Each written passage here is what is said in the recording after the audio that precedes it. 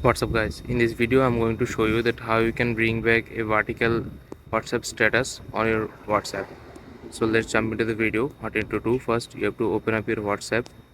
So after opening the WhatsApp, what you need to do, you have to go to on your settings.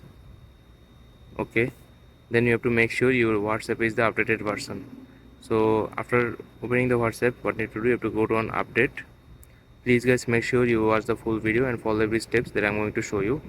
And after that you have to click on channels, you have to click on explore.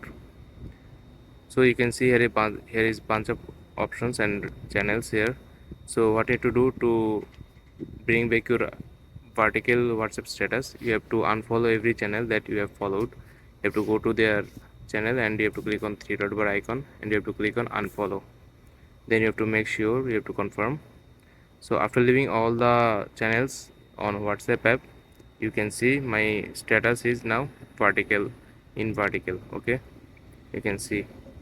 So this is it guys, this is how you can bring back old WhatsApp vertical style status on your mobile phone. I hope you guys find this video helpful. Please leave a like on this video and subscribe my channel for more video like this. Peace.